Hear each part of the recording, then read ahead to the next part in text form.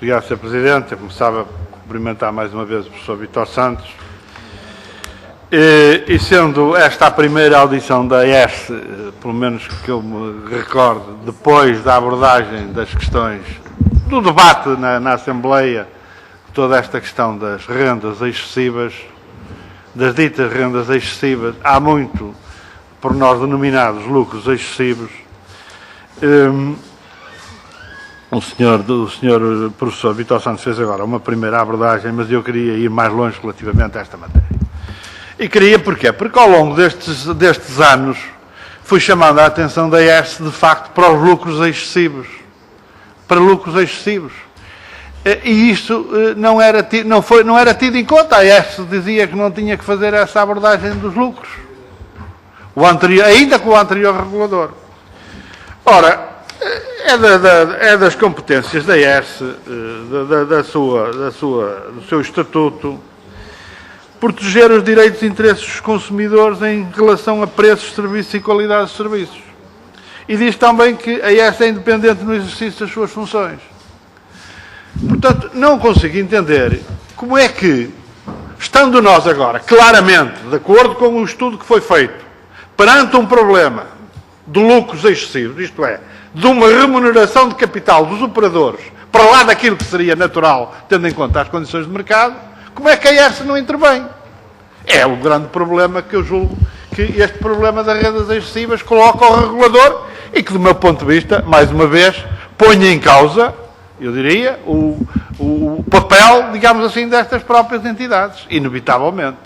Porque a AES foi-se justificando com a regulamentação que vem do Governo. Mas nada impediria, ou devia ter impedido a AES, de fazer esta avaliação e ter sugerido ao Governo, de facto, os cortes, digamos assim, nos então CIEGs, que permitissem a redução da tarifa, ou pelo menos a não acumulação do déficit tarifário que foi sendo realizado ao longo destes anos. Ora, isso não aconteceu. E, portanto, a primeira questão que se coloca é exatamente esta, que continua, do meu ponto de vista, por resolver, inclusive, aquilo que andamos a pagar a mais, de acordo com estes cálculos do próprio Governo, desde 2005 e 2007.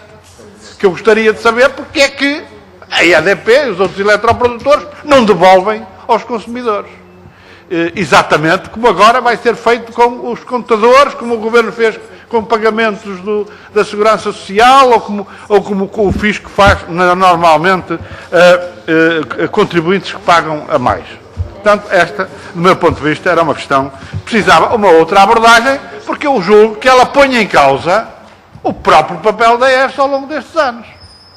Várias vezes tive essa resposta de que a entidade reguladora, a Autoridade da Concorrência, diz-me a mesma coisa, não se preocupa com os lucros.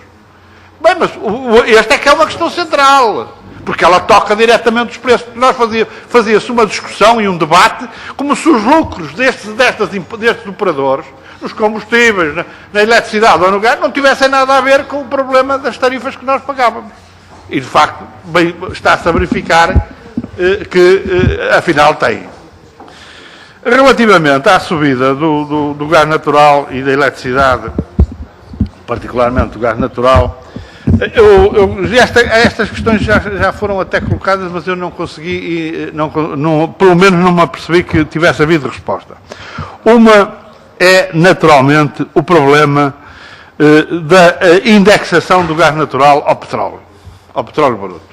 Foi colocado inicialmente até referindo a países onde isto é assim, outros países onde não é assim. E, de facto, não conseguimos perceber porque é que esta indexação se mantém no nosso caso, no caso de Portugal. O preço do barril de petróleo, tanto quanto percebemos, toca parcialmente o problema do gás que é comprado, portanto não percebemos isto. Como não conhecemos, e julgo que teria interesse se a AES pudesse fornecer, o algoritmo que traduz esta indexação. Como é que, digamos assim, a variação do preço do petróleo se traduz, digamos assim, em subida no preço do gás natural. Depois, todo o problema da liberalização das tarifas. Eu gostaria de conhecer melhor do ponto de vista da ESP, qual é a avaliação que faz neste momento dos operadores, quer na rede elétrica, quer na rede, na comercialização ao retalho da rede elétrica, quer do gás natural, o número de operadores que existe, digamos, neste mercado. Porque, quer daquilo que conhecemos, da dependência dos retalhistas do gás, quer daquilo que conhecemos do número de retalhistas na eletricidade, o que vemos é que vamos estar perante mercados claramente oligopolizados por 2, 3 empresas. Aliás, no gás natural, isso é provavelmente ainda mais claro hoje, com toda essa ideia de que a concorrência destes operadores pode fazer baixar os preços. Vai acontecer aquilo que inevitavelmente aconteceu nos combustíveis e continua a acontecer nos combustíveis, para lá de todas as declarações que o Sr. Presidente da Autoridade da Concorrência faça nesta matéria.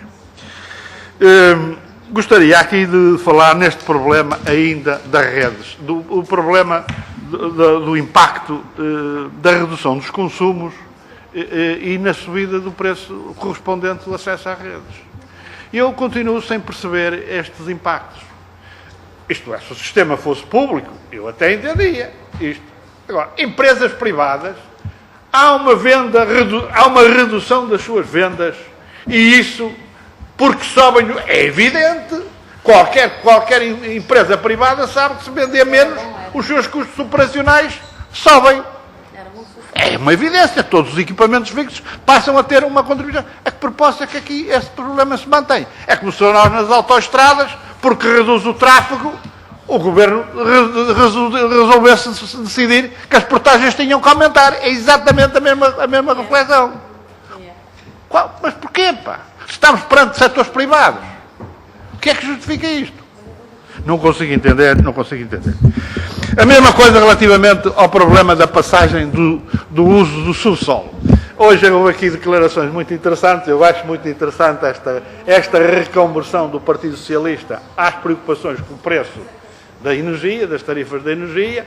Foi pena que não nos tivessem aprovado o projeto que nós apresentámos durante as últimas legislaturas para que todos estes direitos de passagem fossem pagos pelos operadores.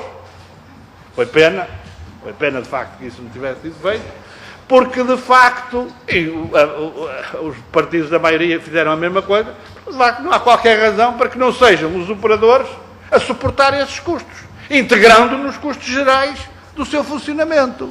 Que razões é que há? Gostaria de perceber também algum dia porque é que isto se mantém sem qualquer solução. Relativamente ainda ao problema das tarifas biorárias, já aqui foi dita muita coisa. Portanto, está em cima da mesa, acho que é bom que aconteça e rapidamente esta auditoria externa e independente, porque de facto para mim este problema não está nada claro. Eu tenho um contador biorário. Eu gostaria de saber quantos portugueses estão em condições de olhar para o seu contador biorário e ser capaz de determinar se aquilo está a funcionar bem ou a funcionar mal. Se quer de ler aquilo que lá está. Como? Perguntava-lhe uma questão. E perguntava-lhe uma questão porque, de facto, nós fizemos uma pergunta ao Governo no dia 2 de março, sobre este assunto e até hoje esta resposta continua sem resposta sobre este problema. E esta pergunta foi feita a partir de uma queixa de um casal que detectou, é gente que conhece e bem, e lhe colocou o problema. Eu fiz a pergunta, continua sem resposta. E para mim há aqui algumas coisas que continuam sem resposta. E gostaria de saber, a EDP comunicou à AES e quando pela primeira vez que havia problemas destes? Gostaria de saber isso. Gostaria de saber exatamente quando é que a EDP comunicou que havia problemas, que havia consumidores que lhes estavam a reclamar. Porque os consumidores, antes de chegar à EDP ou ao grupo parlamentar do PCP ou à Assembleia da República, queixaram-se à EDP sem qualquer resposta adequada. E, portanto, gostaria de saber quais foram as queixas, quais foram as informações... Obrigado, Sr. Deputado. Eu vou terminar, Sr. Presidente, que a AES recebeu da Autoridade da Concorrência. Relativamente ao problema da liberalização e da manutenção das taxas biorárias ou triorárias. Eu ouvi o que o Sr. Presidente, o Sr. Presidente da AES nos refere aqui assim. Agora, o que eu temo é esta pequena questão. É que mesmo com esse diferencial, com uma regulação do diferencial do custo dos acessos às redes, isso não seja de facto suficiente do ponto de vista das operadoras para estabelecerem uma tarifa biorária ou triorária suficientemente distintiva que pressione de facto aquilo que deve pressionar, que é a utilização da energia em baixa. Porque tenho uma noção desses custos do acesso às redes, isso não vai ser suficiente para determinar esse diferencial. Aliás, até acho estranho que a ERSE só se estava a preparar a liberalização, se tivesse desenvolvido uma dinâmica de redução desse diferencial entre a tarifa cheia e em vazio.